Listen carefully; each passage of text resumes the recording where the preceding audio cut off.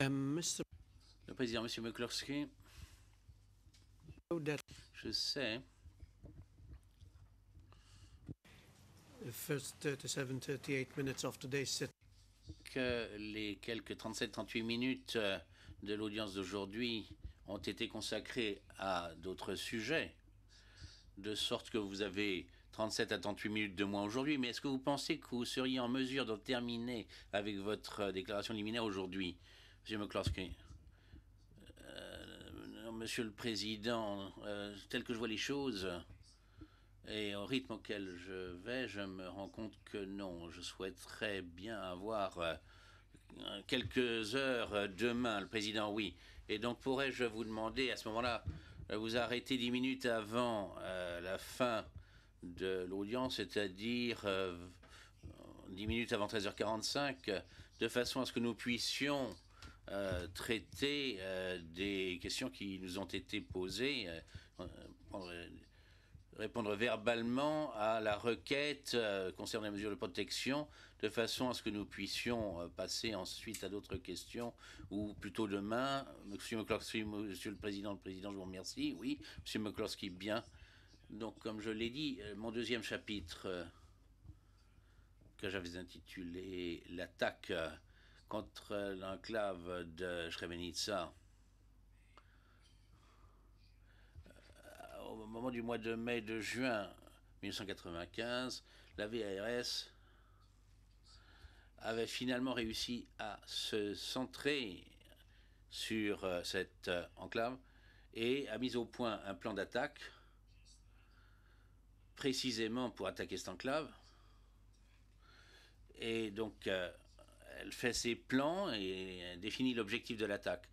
Et je voudrais maintenant présenter ce plan, vous en montrer une partie parce que c'est important pour ce que je vais dire. Il s'agit là de la page 3 de ce qui est intitulé Le commandement du corps de la Drina. Secret militaire, Krivaya 95, il y a une description de la situation militaire pour l'essentiel, et on confie leur mission aux différentes unités qui vont y prendre part. Et je voudrais vous faire remarquer à la page 3, au paragraphe 3, le troisième paragraphe, en partant du haut de la page, si on peut présenter cela à l'écran, je vais en donner lecture. Le commandement du corps de la Drina à la suite des directives 7 et 7/1. Bon, si vous vous rappellerez peut-être que la directive 7, c'était celle qui disait qu'il fallait rendre la vie insupportable aux habitants de Srebrenica. Donc là, fondamentalement encore, je cite donc l'objectif d'après l'opération prévue par la VRS dans le secteur de responsabilité à la tâche d'effectuer des activités défensives avec les trois forces du corps de la Drina dès que possible, de façon à séparer les enclaves de Jepa et Srebrenica et de les réduire, de les ramener à leur zone urbaine. Alors là, regardez la dernière partie, les ramener à la zone urbaine. Les deux enclaves ont quelques 50 à 60 kilomètres de diamètre, et pour l'ensemble de Srebrenica, ça représente environ 30 000 peut-être. Bon, si vous reprenez cette enclave et que vous l'avez réduisée à la zone urbaine, vous obligez quelques 20 à 30 000 personnes à se serrer dans cette enclave, ce qui va créer un désastre humanitaire absolu. Donc le but de ce plan est précisément de réaliser ces conditions. Vous verrez que le but du plan n'était pas de prendre l'enclave à ce moment-là, c'était de la réduire de façon à créer cette situation épouvantable. Et plus tard, vous verrez dans le document qu'il faut créer une situation pour éliminer l'enclave. Donc soyez prêts à agir, cela voulait dire, dans le cas où c'est évidemment ce qu'un bon commandant militaire ferait dans la situation. Il est important donc de noter que nous voyons bien cette directive numéro 7, nous voyons le but illégal, illicite, n'était pas à ce moment-là de prendre l'enclave. Vous allez voir un autre document. Ce qui les préoccupe, en fait, c'est l'OTAN et les Nations Unies. Dans les autres documents, on dira, lorsque l'ONU sera partie, à ce moment-là, vous pourrez prendre l'enclave. Mais à ce moment-là, l'ONU est là. Ils ne sont pas prêts à prendre l'enclave à ce moment-là. Ce n'est qu'un peu plus tard, lorsque les événements se sont déroulés. On pourra examiner cette question après. Pourrions-nous maintenant voir une carte? Si on va à la fin du document, je voudrais vous montrer une carte qui a été trouvée dans la collection du corps de la Drina. Nous avons l'original. Vous ne pourrez pas voir l'ensemble à l'écran. Peut-être qu'on pourrait agrandir un peu de façon à ce qu'on puisse lire ce qui figure en anglais. En fait, il s'agit là d'une carte, une vraie carte militaire de la JNA, une carte d'état-major.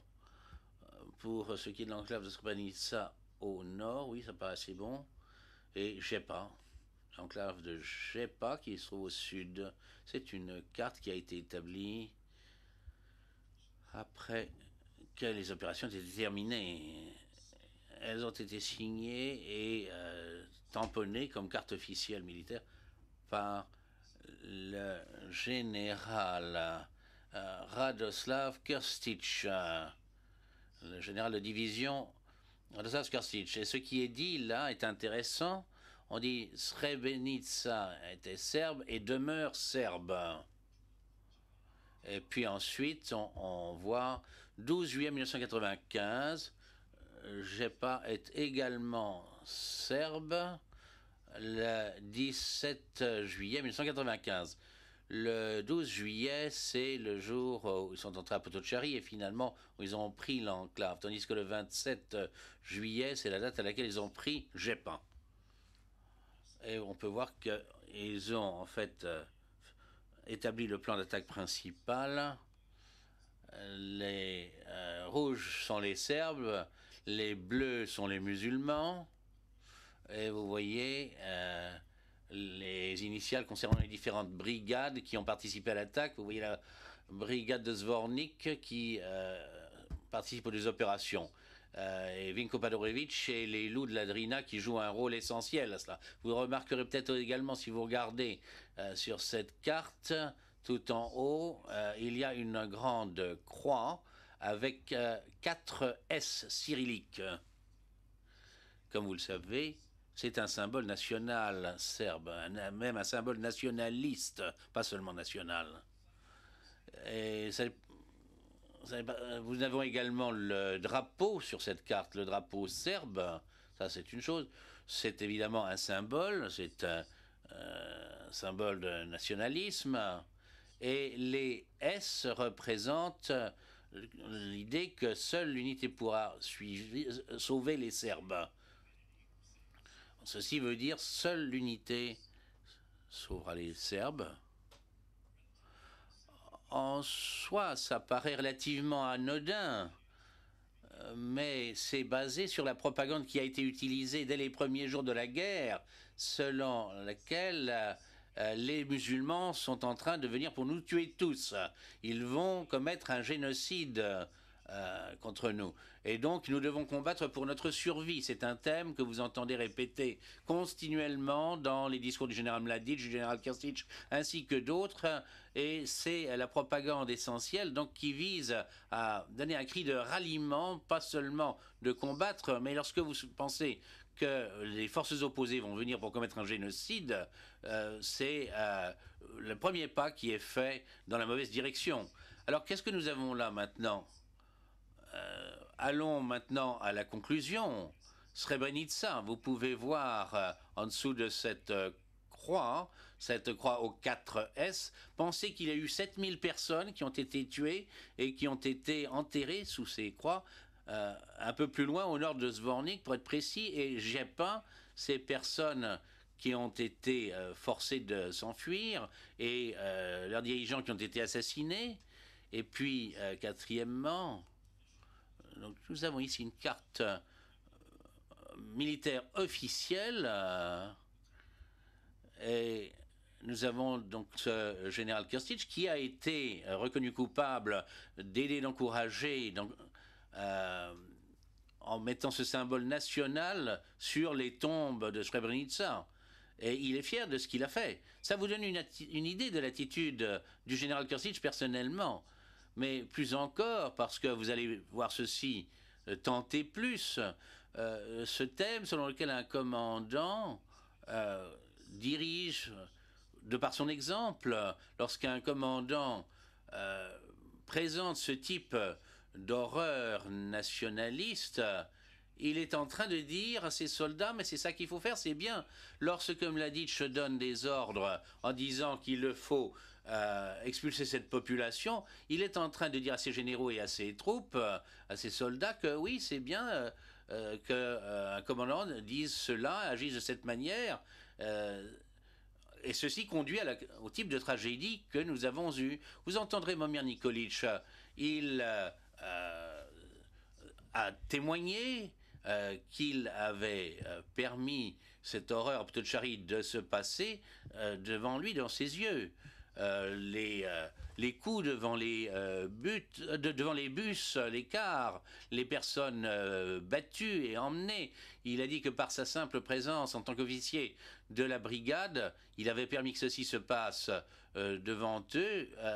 C'est très important ce concept du commandement. Et je sais que le général Pandurevich a appris cela. Les gens ont été... on a dit aux gens ce qui allait se passer. C'est un commandant qui donne son exemple, cet exemple que nous voyons déjà dès maintenant. C'est un exemple classique, et ceci conduit à un génocide. Donc, regardons maintenant du point de vue chronologique l'affaire elle-même. Excusez-moi un instant, je m'écarte un instant de...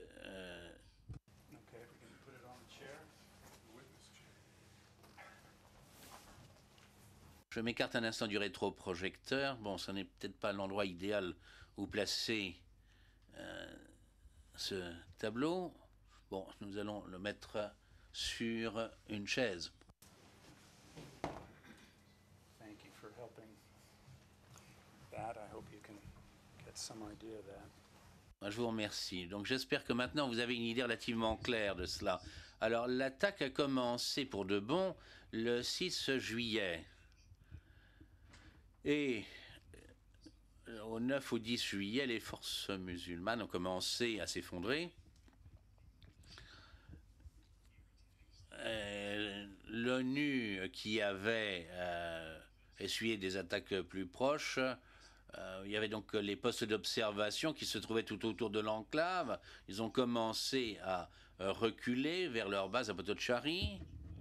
Et à un moment, je crois que c'était le 7 ou le 8 juillet, une personne qui appartenait à l'armée musulmane s'est véritablement inquiétée de ceci et a balancé une grenade à main sur un transporteur de personnel blindé néerlandais, et ceci a tué un soldat néerlandais. Après cela, les Hollandais sont allés du côté serbe pour demander de l'aide humanitaire, mais ils n'ont pas été autorisés à retourner à leur base qui se trouvait à quelques kilomètres sur la route de Potocari. On les a gardés là, et vous verrez d'après les éléments de preuve qu'ils ont été gardés comme otages. Donc nous avons des otages le 8 juillet, le 9 juillet. Mais à la date du 9 et du 10 juillet, les forces musulmanes sont en train de s'effondrer pour une raison quelconque. Il y a Nasser Orich qui a pris les forces BIH et il a fait sortir l'essentiel de ces personnes de l'enclave quelques semaines plus tôt, de sorte que les gens qui se trouvaient là au commandement ont essayé d'obtenir de l'aide des forces de l'OTAN, de l'ONU.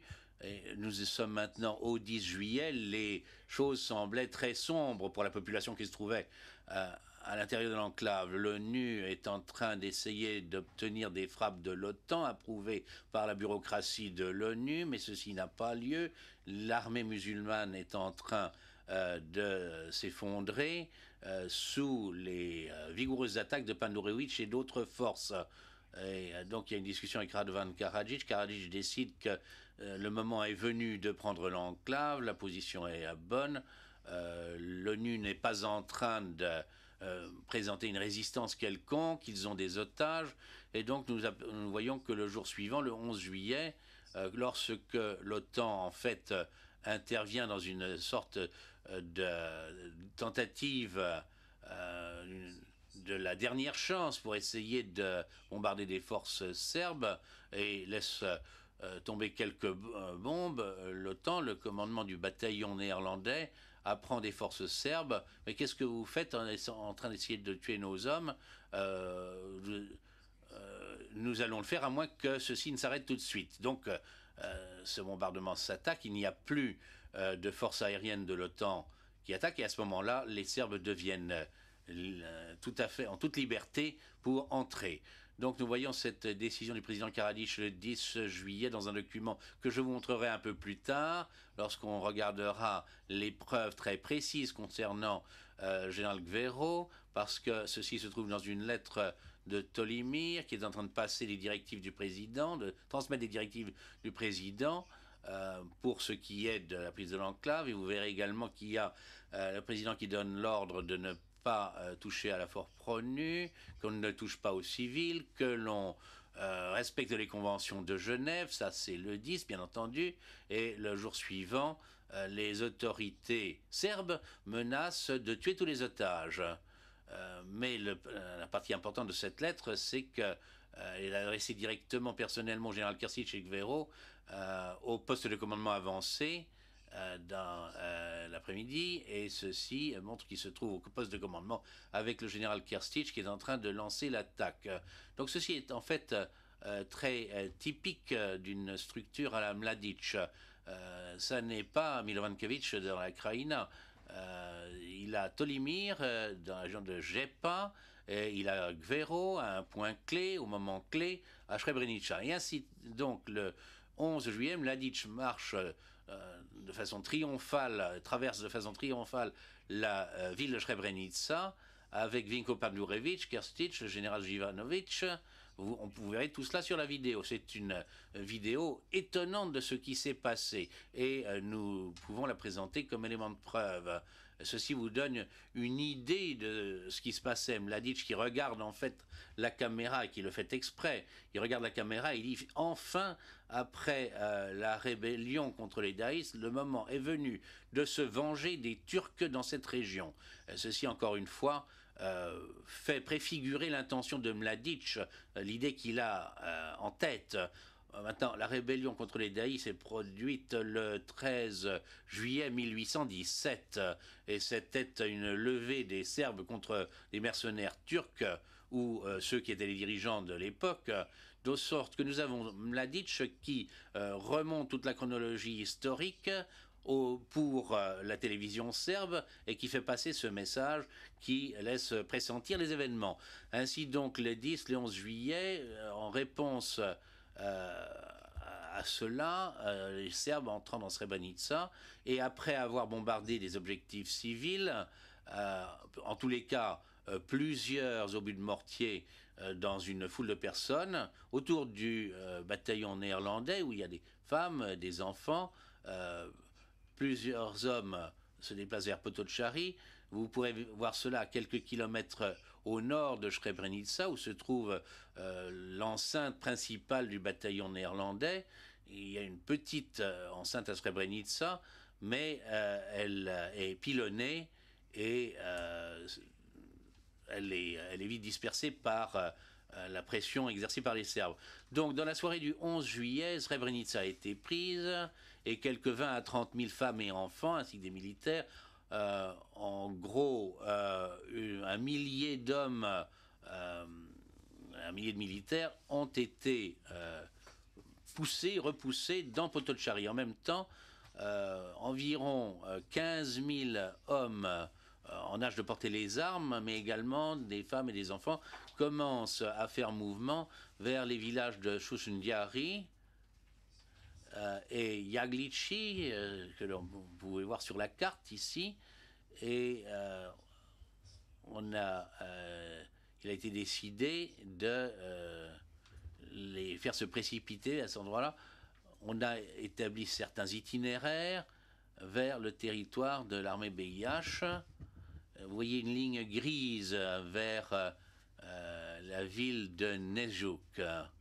Donc cette colonne, il est difficile de faire des estimations, mais d'après les meilleures estimations possibles, ceci représente environ 15 000 personnes, à peu près un tiers desquelles avaient des armes ou des fusils automatiques, ainsi que des fusils de chasse, des RPG, des grenades qui peuvent être tirées, qui peuvent être propulsées, et guère plus. Vous verrez cette vidéo étonnante de ces hommes qui se réunissent avec quelques fusils, et la plupart sans rien. Ils réunissent ce qu'ils peuvent le 11 et tard dans la nuit du 12 et commencent à prendre leur itinéraire à travers un terrain très accidenté en partant de Naglici vers le nord.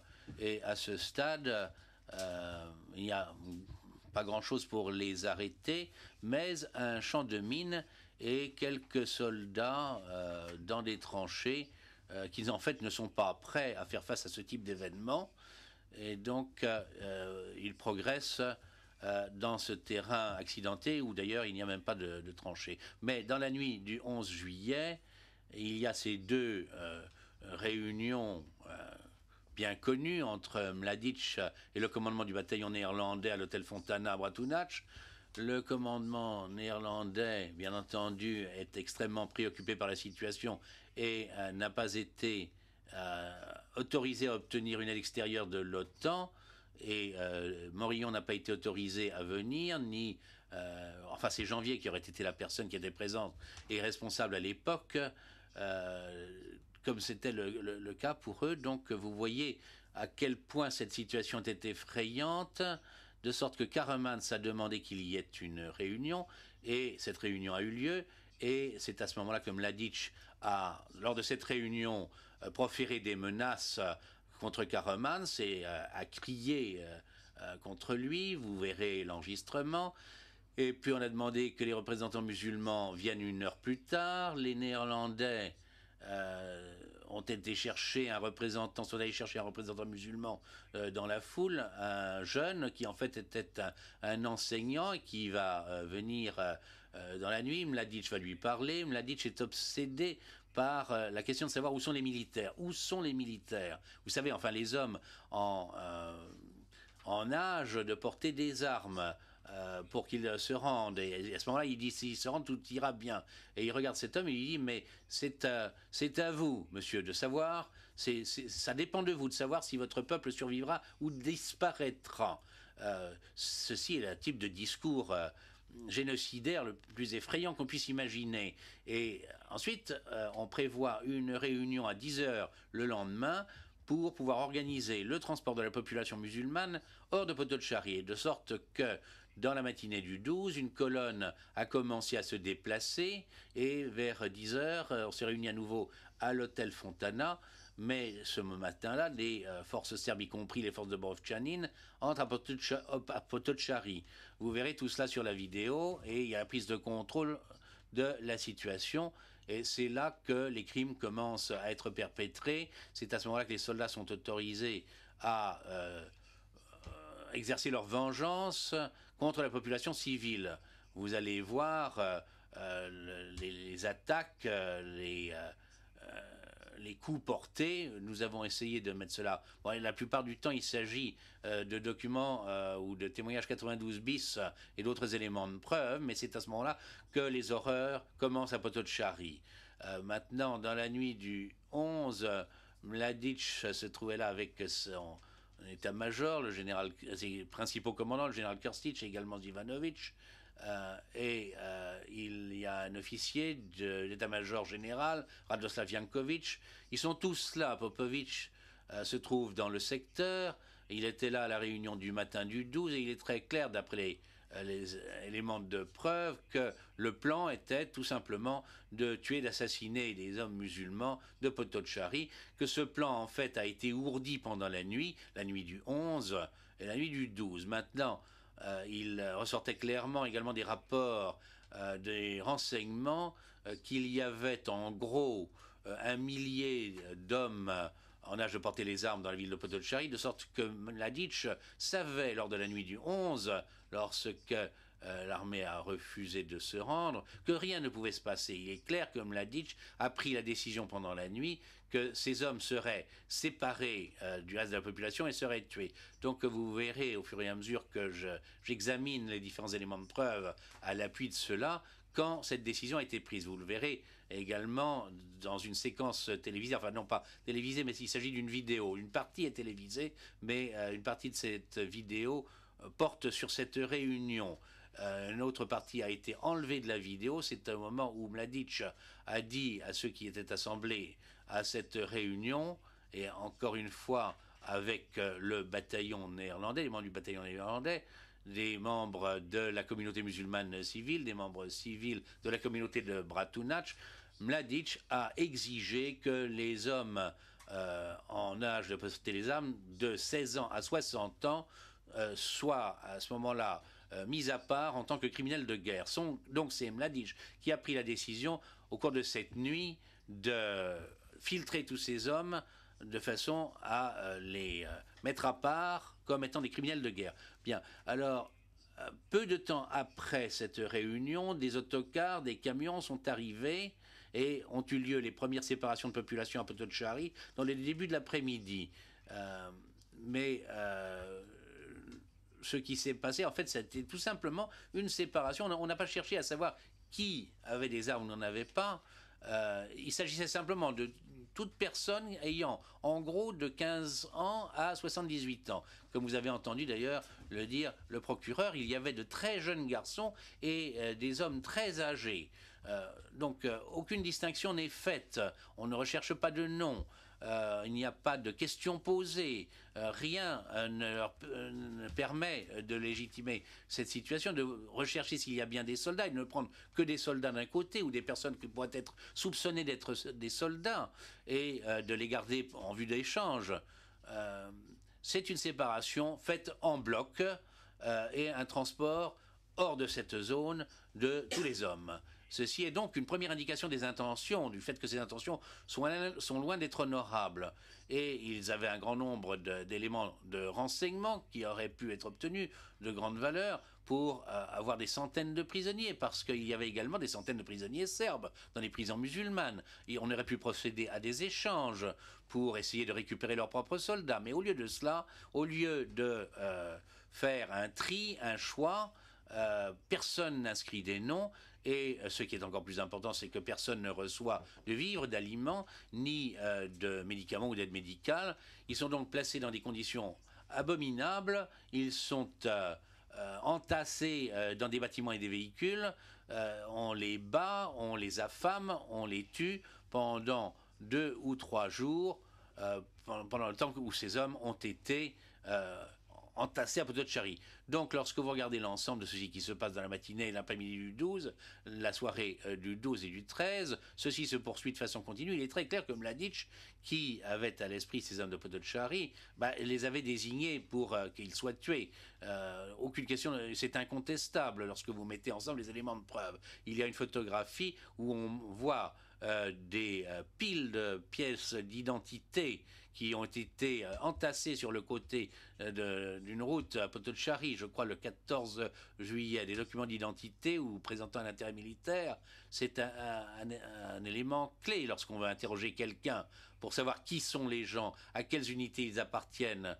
Et tout ceci est brûlé sans aucune distinction. Ils avaient donc des idées très claires sur...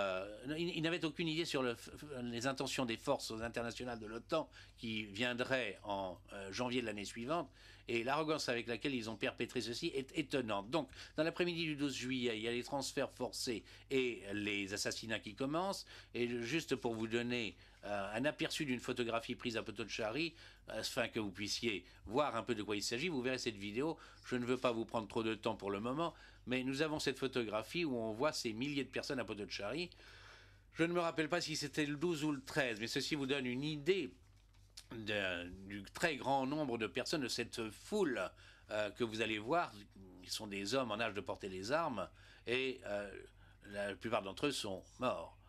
La plupart d'entre eux ne sont pas morts.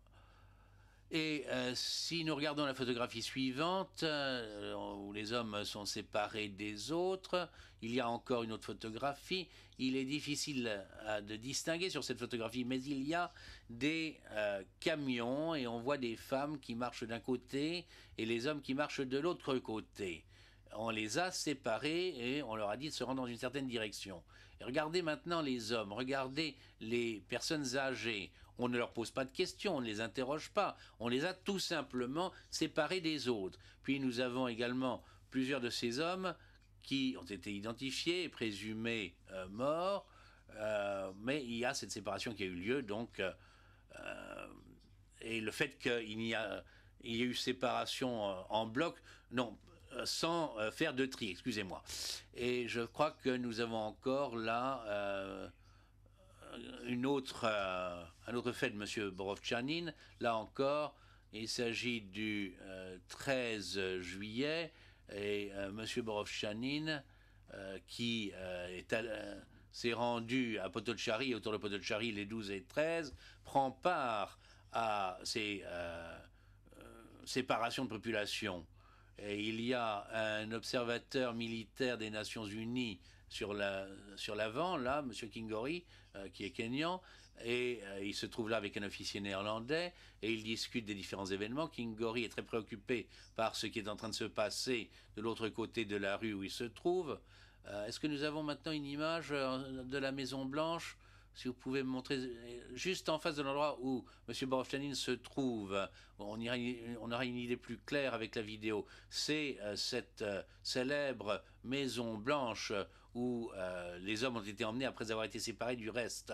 Et ici, il y a un cliché du balcon de cette Maison Blanche. Et il y a donc ces hommes musulmans entassés. On peut voir ça par rapport au balcon. Tous ces hommes doivent être tués plus tard, 2 ou 3 jours plus tard. Et si ils ont de la chance, ils seront tués à Bratunac par un soldat armé d'un fusil. Maintenant, Momir Nikolic vous dira qu'il a coordonné ces opérations pendant lesquelles on a séparé ces hommes des autres et le mouvement de population, et qu'il l'a fait avec un commandant qui se trouvait sous les ordres de Borovtchanin et qui avait pour nom Douchkojevitch, appelé également, surnommé Staline. C'est celui dont j'ai déjà parlé, qui était particulièrement habile pour les questions d'organisation et qui était présent à Potocari, mais n'aurait assisté à aucune séparation. Momir Nikolic vous dira également que dans la matinée du 12 juillet, après la réunion du matin à l'hôtel Fontana, Vujadin Popovic et l'officier de renseignement du corps de la Drina, M. Kosoric, est venu le trouver et a dit que la décision avait été prise de séparer les hommes en âge de porter les armes et de les tuer, et qu'il fallait qu'il aide à organiser les choses et à ce que cette tâche soit accomplie. Et on lui demande quels seraient les sites ou lieux pour tuer ces gens. et il indique qu'un certain nombre de sites ou quelque chose qui est appelé l'usine de briques que vous allez voir bientôt. C'est dans une zone qui se trouve en banlieue de Bratunac, dans le faubourg, un peu comme l'entrepôt de Kravica, tout à fait adapté pour enfermer des personnes, entasser des personnes qui vont être tuées. Et ensuite, Momir Nikolic reconnaît qu'il a pris part aux séparations de population et aux mouvements dans lesquels des femmes et des enfants sont séparés des autres, et on sait que les hommes vont être tués. Bien, donc le 12 juillet, dans la soirée, il y a une réunion avec le général Mladic, le général Kristic et les commandants de brigade. Après la chute de Srebrenica le 11, la plupart des commandants de brigade ont participé à l'assaut, se sont réunis. Ils ne se trouvaient pas exactement à l'endroit où se trouvaient les forces de Horich. Ils pensaient qu'ils se trouvaient dans le secteur appelé Bandera, le triangle de Bandera au sud de l'enclave. Mais le 12, Mladic tient une réunion de tous les commandants. Il est important de noter à ce stade que l'opération consistant à assassiner tous ces hommes a été décidée. Il y a probablement de 500 habiles musulmans qui ont déjà été séparés et entassés dans des véhicules et dans des écoles, notamment l'école Vuk Karadzic à Bratunac. Ils ont été frappés, battus par les personnes qui les ont fait prisonniers. Et juste en regardant cette route, il y a le quartier général de la brigade de Bratunac, et Vinko Padorevich s'y trouve avec Mladic.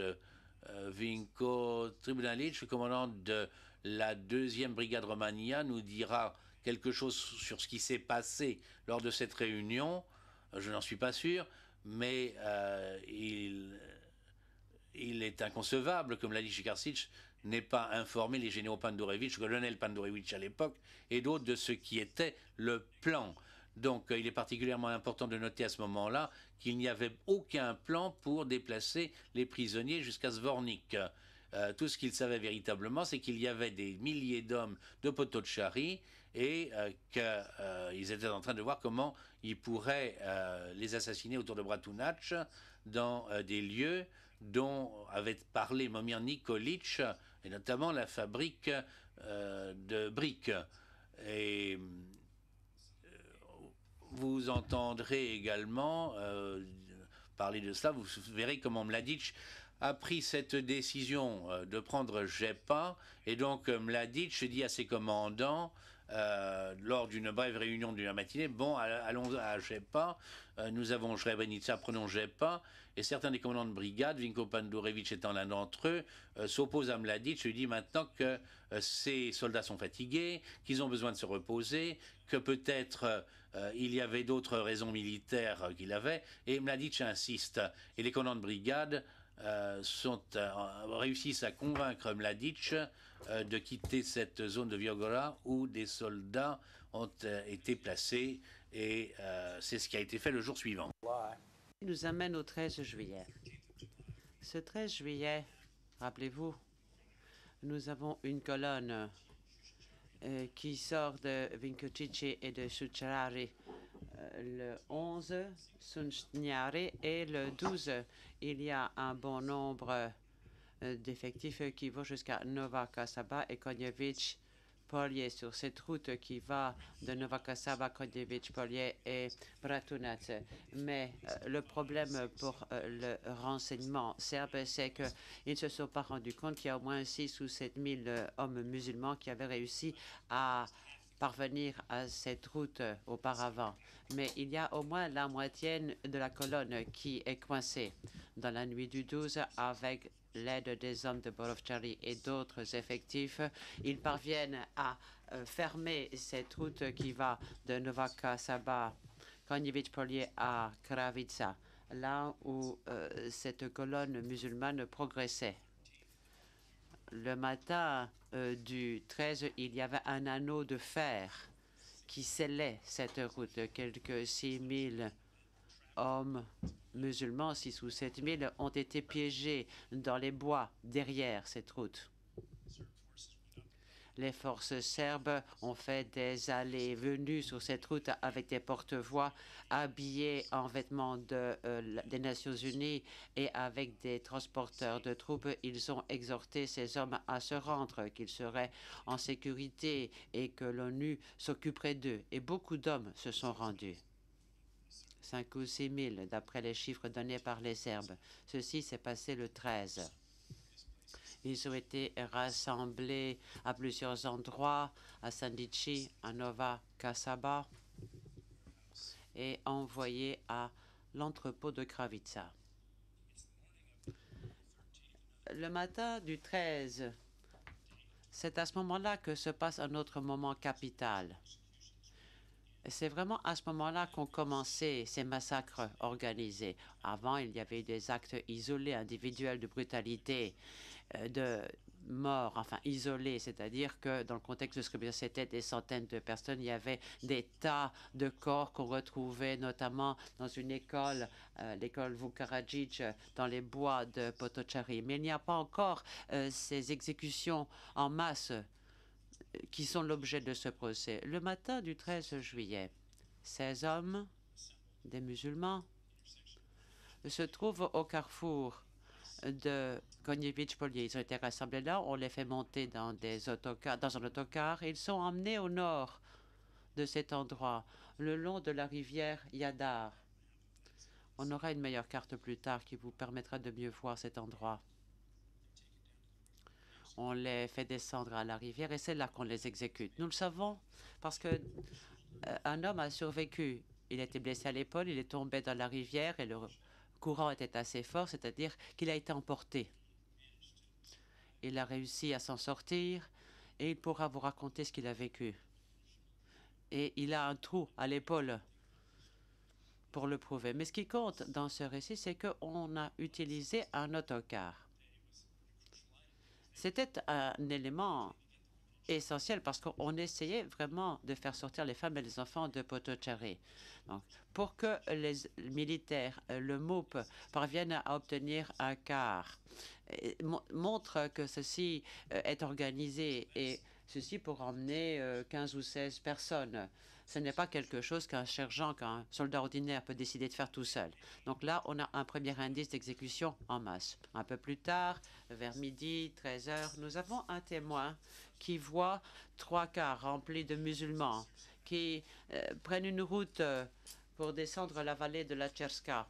Lui, il est en haut, sur les hauteurs, il les voit en contrebas, et il voit qu'il y a derrière ces autocars un transport de troupes avec des soldats à bord, et puis une pelleteuse, une espèce de bulldozer. Il entend des bruits de tirs. Quelque temps après, le car revient vide avec le transporteur de troupes et le bulldozer.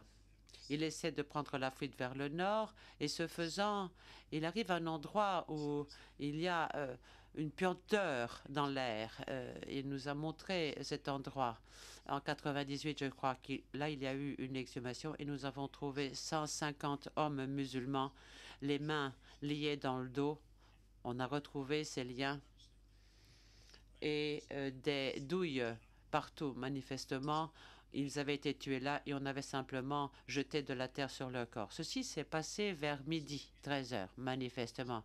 Ce qui compte ici, au fin de ce procès, c'est le fait qu'il y avait 3 cars, un transporteur de troupes et un bulldozer. Un soldat ordinaire, un sergent, ne fait pas ça tout seul. Ça veut dire qu'ici, il y a une exécution qui se fait et qui est décidée au niveau le plus élevé de la hiérarchie, dans la vallée de la Tcherska. Ce que la VRS n'a peut-être pas compris, c'est qu'il y aurait autant de prisonniers. Dans l'après-midi du 13 juillet, il n'y a plus que 150 hommes ici ou 60 hommes ailleurs. En fait, ils ont sur les bras 6 000 hommes qui sont rassemblés et ils comprennent qu'ils ne peuvent pas tous les tuer à Bratunats. Des témoins viendront vous dire qu'au départ, Béhara voulait commencer à les tuer. Il était vraiment fâché que ça ne se passe pas là.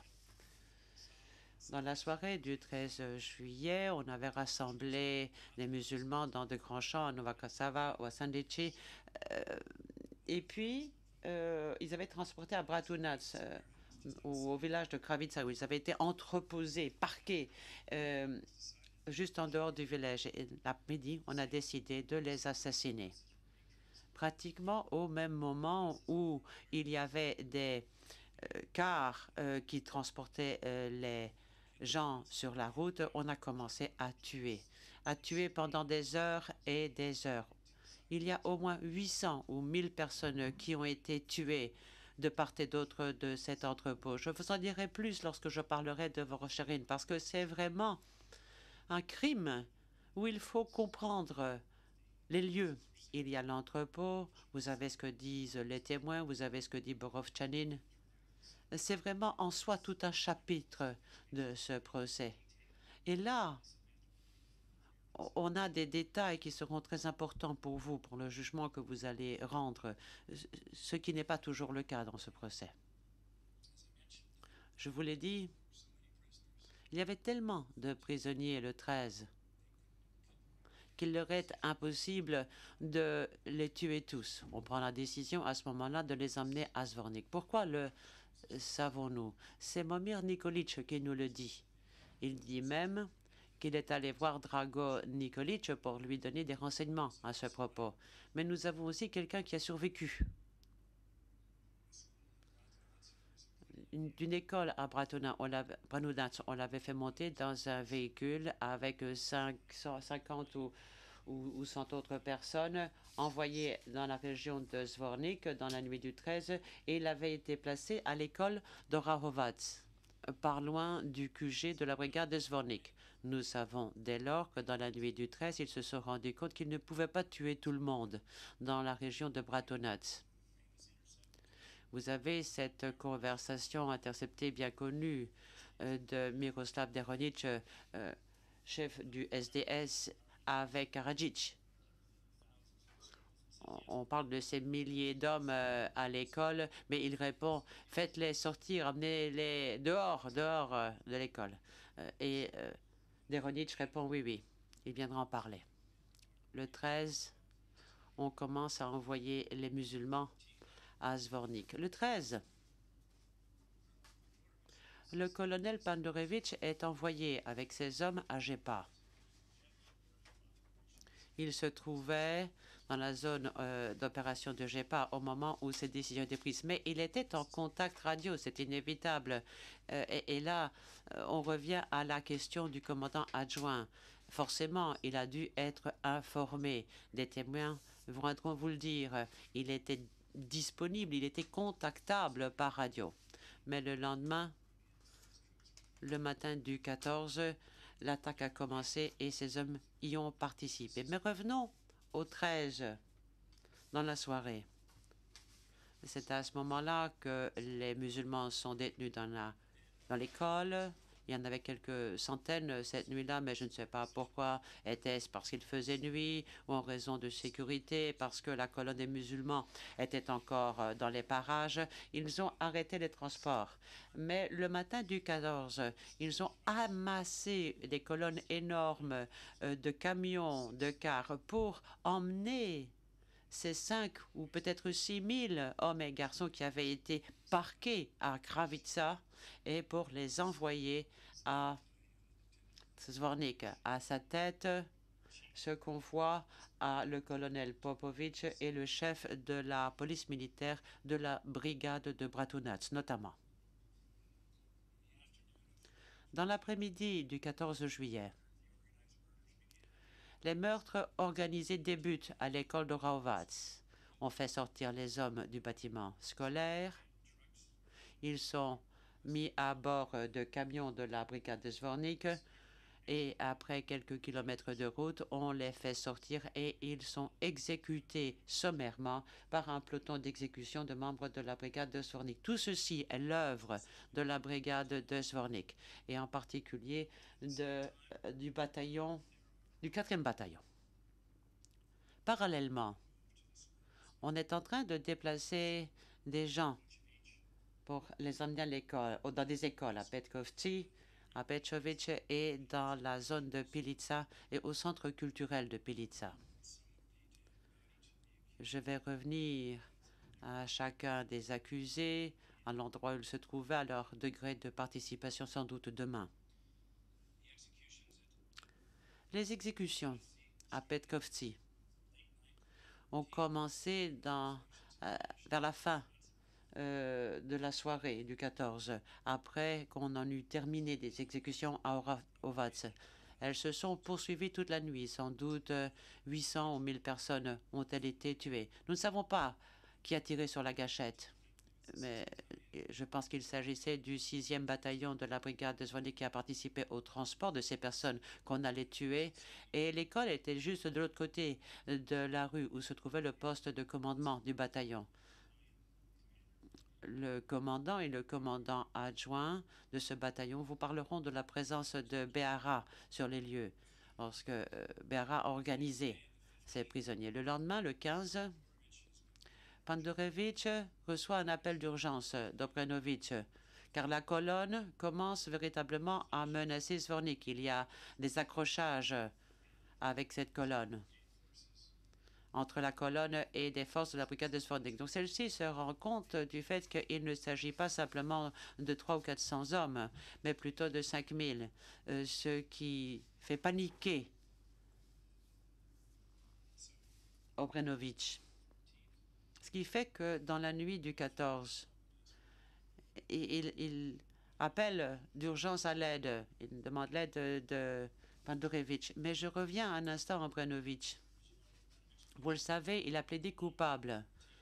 Dans la soirée du 13, il viendra vous dire, au moment où il essaie de s'occuper de cette colonne, il reçoit un appel de Dragon Nikolic, qui a été chargé de se trouver au poste de commandement avancé de la brigade de Zvornik dans les bois.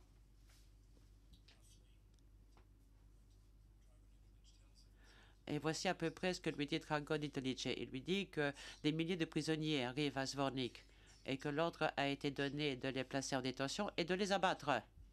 Et que lui, il doit être relevé de ses fonctions au poste de commandement avancé pour organiser tout cela, pour aider à l'organisation. Obrenovic dit « Attends, mais il faut l'ordre d'un commandant pour faire ça. » Nikolic répond « Ça vient du sommet. » Il a été contacté, je pense, par Popovic. Ça vient du haut. L'ordre vient des commandants. À ce moment-là, Obrenovic, qui fait confiance à son officier chargé du renseignement, et dans cette spirale de la haine, comme Obrenovic l'appelle, il relève Drago Nikolic de ses responsabilités et l'autorise à donner l'ordre à la police militaire de commencer ce travail de surveillance, à recevoir, à réceptionner les prisonniers, à les tuer et à autoriser toute cette opération de massacre. Il a plaidé coupable de ce fait. Mais voilà, je reviens au 14. Donc, il parvient à parvenir au commandement ou obtenir le commandement du corps d'Adrina, qui le passe à Pandorevitch. Pandorevitch revient en milieu de matinée, sans doute vers midi le 15. Lorsqu'il arrive, tout le monde est mort à Oraovac et le processus d'enterrement se poursuit. Il y a pratiquement 1000 morts, 1000 tués. Tout le monde à Petkovski est mort. On a commencé là aussi à enterrer. Et il y a les officiers du génie de la brigade de Zvornik et leur matériel qui participent à cette opération massive. Il y a déjà 2000 personnes de mortes, mais il y en a encore au moins 1500 à Pelitsa, au centre culturel, au Siakula, à l'école, 500, voire 800 à l'école de Rochevich, qu'on est en train de tuer alors qu'il est sur le chemin du retour. Obrenovic fait un rapport sur tout ceci. Il lui dit qu'ils ont des problèmes, qu'ils ne parviennent pas à surveiller, non pas à tuer, mais à enterrer tous ces gens. On ne parle même pas du problème qu'il y a à les tuer. Le problème de les surveiller et de les enterrer, c'est vraiment un problème considérable, dit-il. Que répond Pandorevitch? Il dit, mais la protection civile, elle était supposée s'en occuper.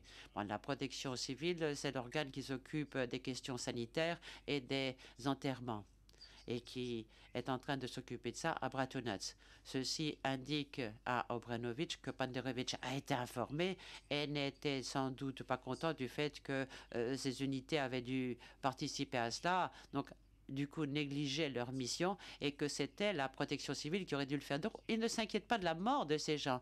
Il s'inquiète plutôt du fait que ces unités sont ainsi distraites de la mission primaire qui était la leur. Panderovic est donc informé. Il a d'autres réunions au commandement de la brigade. Il fait ce qu'un bon commandant doit faire. Il va au front et dirige la défense.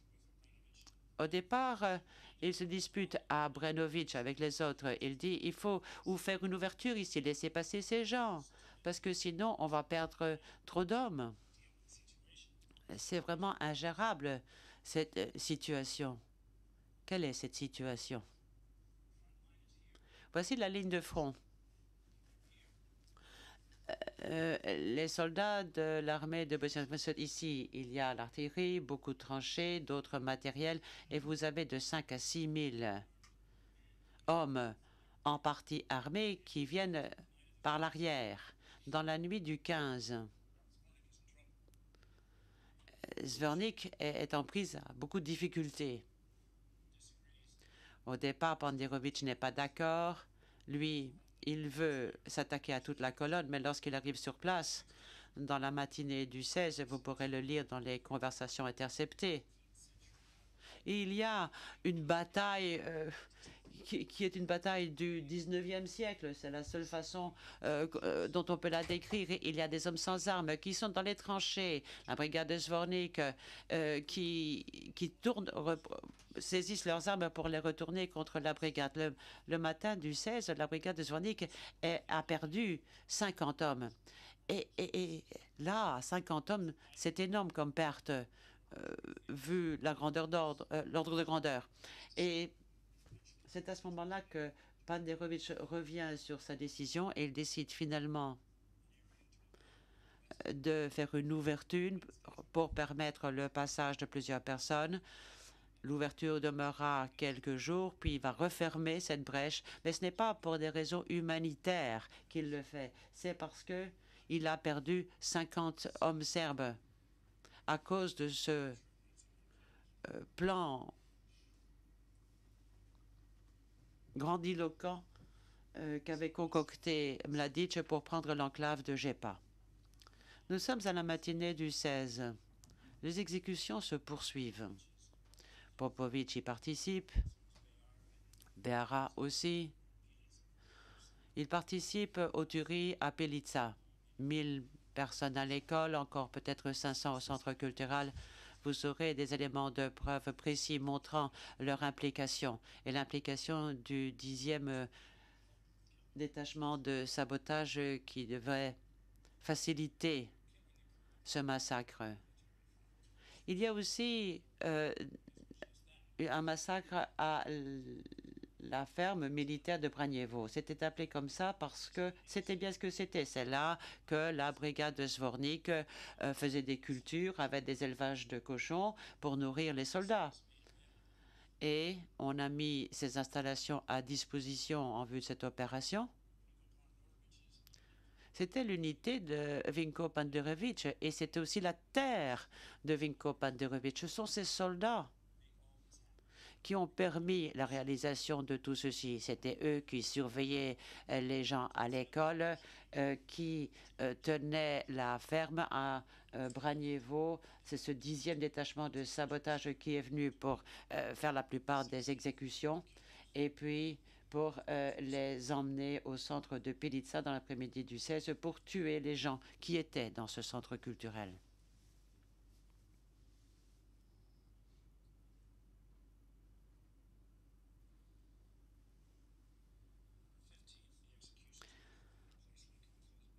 Le 15, il y avait aussi des exécutions qui avaient lieu à Kozluk, je vous le rappelle, non loin de l'école de Rochevich.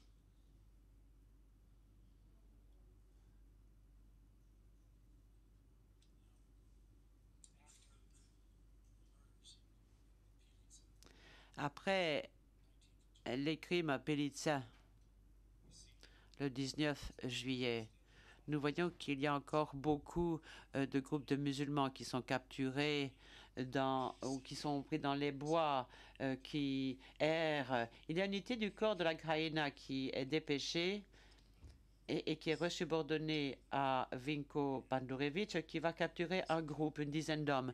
D'après un survivant, ils ont fait un contact radio, ils ont parlé à quelqu'un, après quoi tous, sauf un, ont été tués. Il y a un survivant qui a été touché dans le dos, mais qui est tombé, et en tombant, il a descendu la colline et il a pu s'échapper. Mais vous verrez l'ordre, ou plutôt la directive donnée par le général Miletic,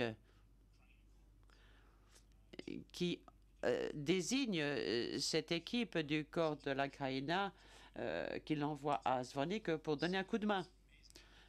Il y a des éléments de preuve tout à fait surprenants qui montrent les liens entre ces différents protagonistes. Je ne vais pas vous détailler tous ces autres assassinats. Vous entendrez cependant parler de l'assassinat de quelques 16 patients grièvement blessés près de Milici, au sud. Ils avaient été envoyés à l'hôpital de Zvornik. Mais ce n'est pas le CICR qu'on a fait venir. Les blessés ont été envoyés plutôt au QG de la brigade de Zvornik vers le 14 ou le 15. Et c'est là qu'ils ont été détenus dans le dispensaire de la brigade. Vous aurez les médecins, on vous dira que les médecins de la brigade sont venus soigner. Obrenovic est allé les voir, est allé s'occuper d'eux parce que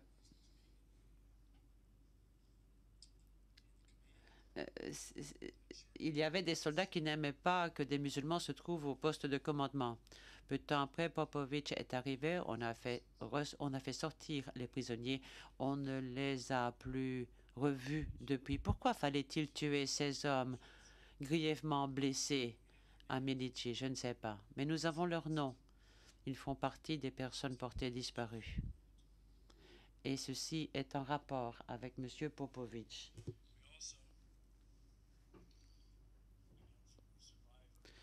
Un survivant de la ferme de Pranievo nous l'a dit. Il a pu s'échapper parce qu'il s'était caché sous des cadavres. Il a trouvé 4 autres survivants de la ferme et il a appris d'où ils étaient. Il a vu qu'il avait du sang sur eux et il a écouté leur récit. Quelques jours plus tard, ils ont été aidés par quelques soldats de la brigade de Zvornik qui leur ont donné un sandwich et qui leur ont dit où se trouvait la ligne de front. C'était des fermiers et je pense qu'ils ont aidé ces hommes. Mais ces 4 musulmans ont été capturés plus tard, ont été interrogés par la police militaire de Dragon Nikolic et ils ont reconnu qu'ils avaient été aidés par certains des hommes de Zvornik. La police militaire a repéré ces hommes et Pendurovic et Dragon Nikolic ont poursuivi ces soldats serbes qui avaient aidé ces musulmans en leur donnant un sandwich, en leur disant où se trouvait la ligne de front. Ils les ont punis pour avoir aidé l'ennemi. Nous avons des documents attestant de cela. Nous avons donc le nom de ces 4 musulmans qui ont survécu. Vous ne serez pas surpris d'apprendre que ces noms figurent dans la liste des personnes portées disparues du CICR parce que, après avoir servi de témoins à charge contre ces soldats serbes, ces hommes ont été exécutés. Il se peut qu'un jour on retrouve leurs ossements et que leurs familles soient mises au courant. Il nous reste un peu de temps, mais je ne veux pas prendre trop de temps demain. J'aimerais aborder le 3e chapitre, si vous me le permettez, que j'appelle les éléments établissant des liens.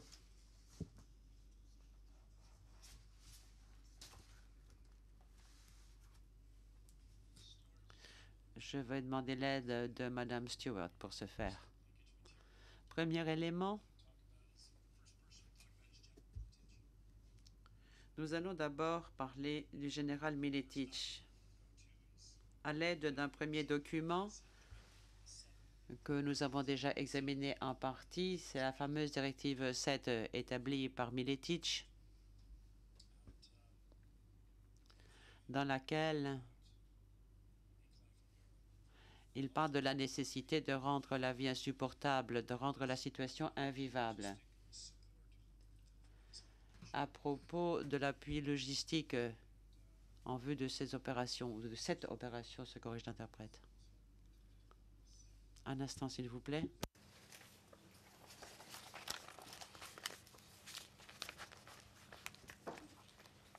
I'll just read it briefly.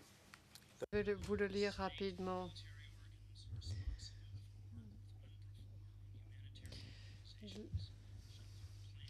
Les organes pertinents de l'État et de l'armée responsables des travaux avec la force PRONU et les organisations militaires, par le biais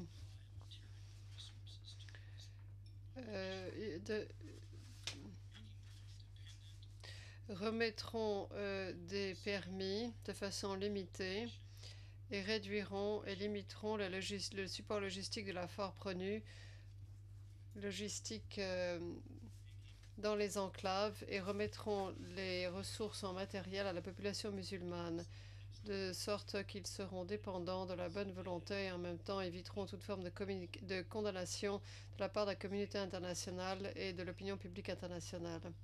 Par conséquent, les musulmans deviennent donc dépendants de leur bonne volonté, puisque les approvisionnements sont limités au minimum.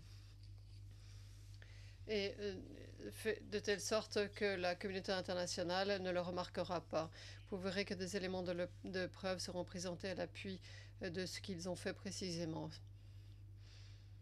Donc, ceci tout à fait en accord avec le fait de rendre la vie insupportable pour ces personnes. Le général Miletich a joué un rôle très important dans l'organisation de ces convois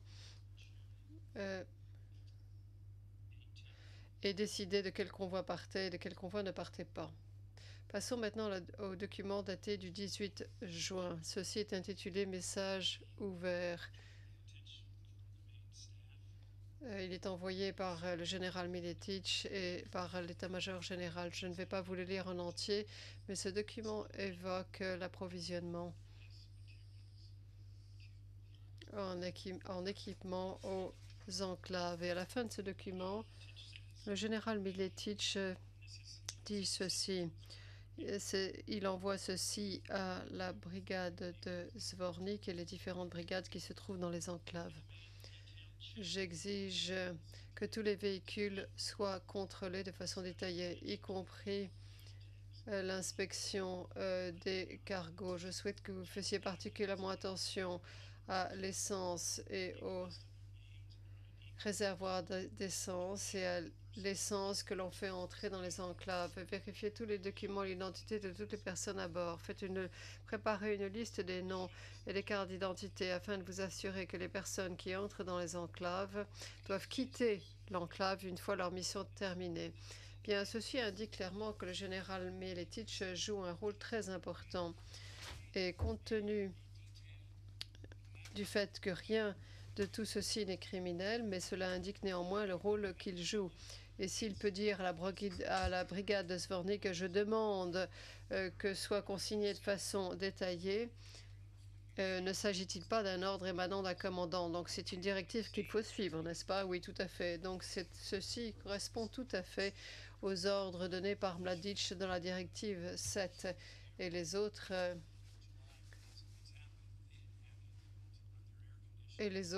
équipements qui sont dont on a besoin pour mettre en œuvre cette politique. Comme vous le verrez, lorsqu'on parle d'essence, l'essence était limitée. Il était difficile de s'en procurer. Donc à l'époque où le Dutch Pact n'avait pas suffisamment d'essence pour faire fonctionner l'air conditionné et leurs systèmes électriques, ils ne pouvaient pas utiliser leur véhicule non plus. Ceci est encore un élément qui indique ce que faisait l'état-major au niveau de ces corps par l'intermédiaire des brigades. Et tout ceci a été fait par le général Miletich. Encore un point.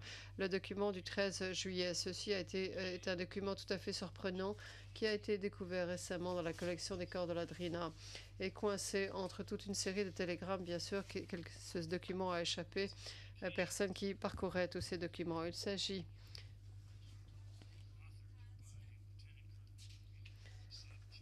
d'une transmission fournie par le lieutenant-colonel Milomer Savcic. Milomer Savcic est le commandant du 65e régiment de protection. Il se trouve à un endroit appelé Borike, qui se trouve près de Jepa, là où se trouvait Ptolémyre, puisqu'il devait s'en occuper après l'attaque de Jepa.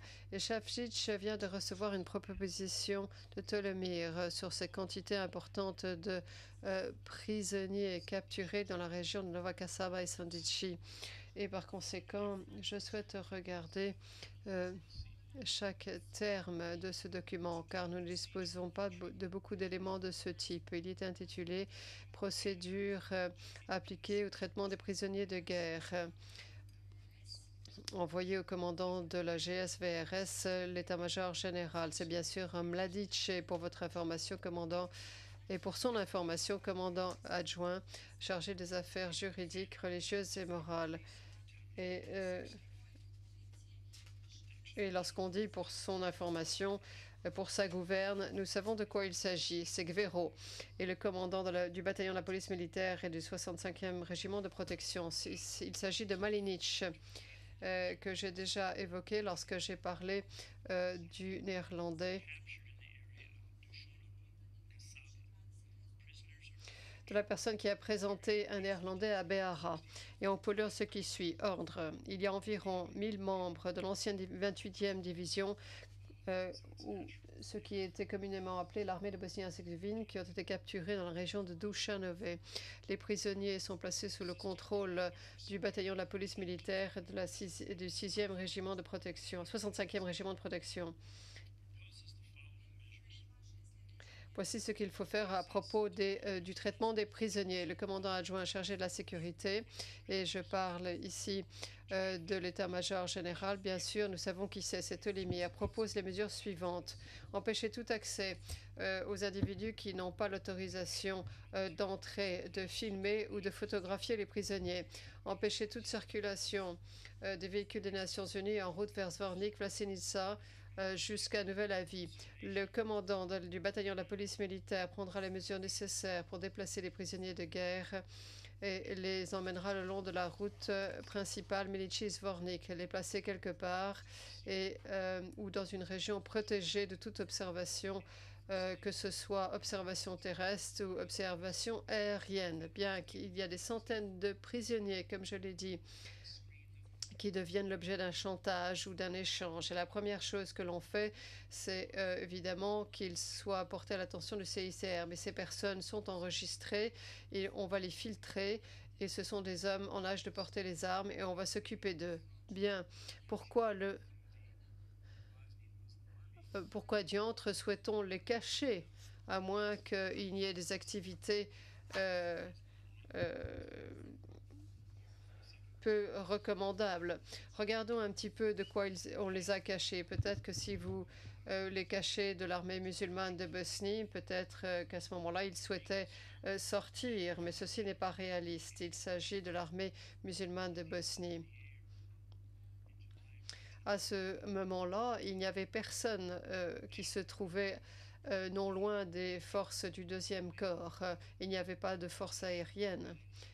Et l'armée de Bosnie ne pouvait absolument pas connaître l'existence de ces prisonniers. Donc pourquoi les cache-t-il et pourquoi souhaite-t-il qu'on ne puisse pas les remarquer ni sur terre ni dans les airs? Les seules personnes qui seraient dans les airs en juillet 1995, c'était l'OTAN. Donc il ne souhaite pas que ces personnes soient vues par l'OTAN. Il ne souhaite pas que la communauté internationale ne soit tenue au courant de leur existence. Donc ceci est une indication précise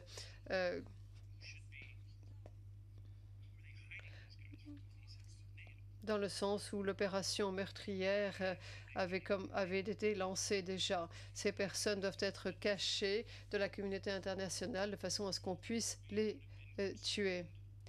À Chavchich, on a montré ce document qu'il n'a pas réfuté. Il a admis que ce document existait et on lui a demandé pourquoi. Pourquoi ces hommes sont-ils cachés? Il a répondu, eh bien, de l'OTAN. Et j'ai demandé encore une fois, pourquoi les a-t-on cachés de l'OTAN? Et il pensait que c'était...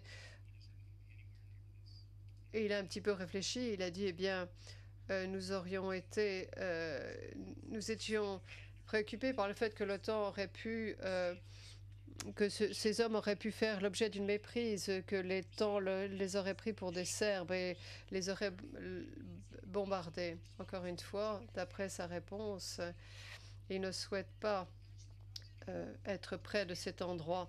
Et il nous parle véritablement de ce que signifie ce document. Mais poursuivons un petit peu dans ce même document. Une fois que le commandant du bataillon de la police militaire reçoit cet ordre, il contactera le général Menetic et recevra d'autres ordres de lui et vérifiera si la proposition a été approuvée par le commandant de l'état-major général. Et nous avons Tolimir qui a participé ici et qui est évoqué dans ce document. Ils sont tous dans ce document, donc il s'agit ici de la présentation des personnes qui ont pris part au génocide. C'est particulièrement important de savoir qui sont les acteurs ici. Miletic va donner des ordres qui ont trait à ces prisonniers-là. Donc c'est extrêmement important, ce document que je vais vous montrer et qui parle de cette participation et qui parle de quoi il s'agit ici. Je crois que c'est sans doute maintenant le moment est venu pour m'arrêter. Le président, merci beaucoup. Monsieur McCloskey. Veuillez vous asseoir. Nous poursuivrons demain.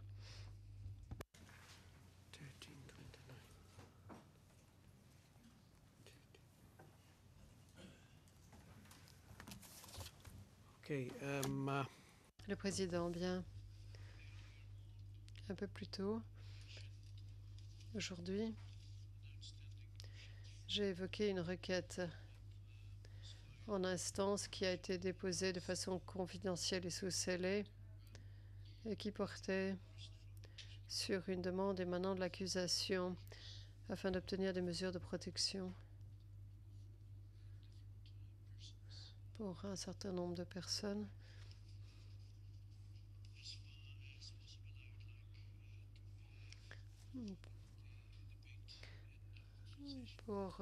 Tant que ce soit possible, je souhaite avoir ce débat en audience publique.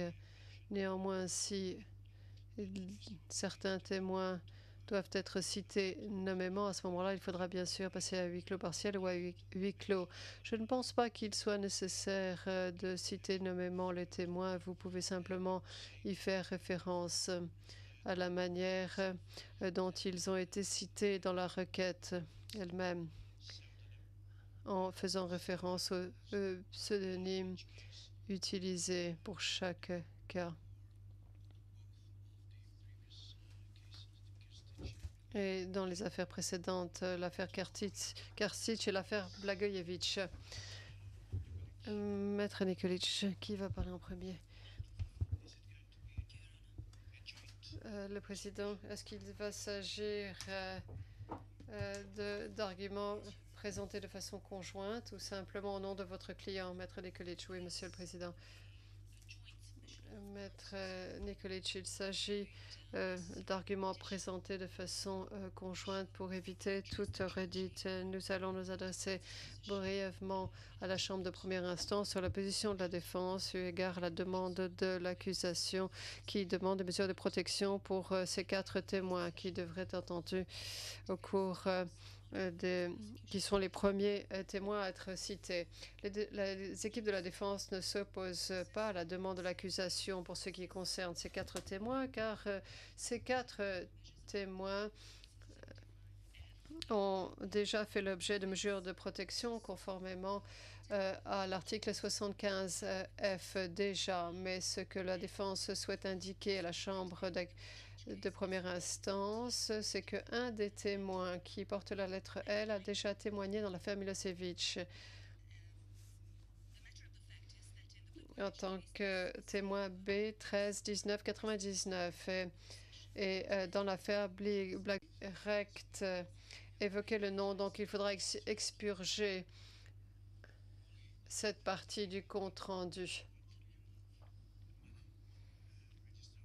Maître Nikolic, pardonnez-moi, le président.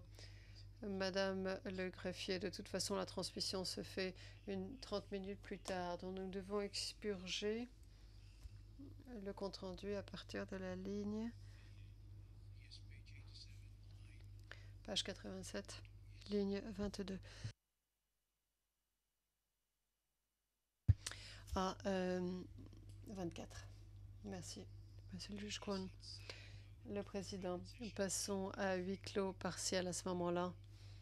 Vous pourrez faire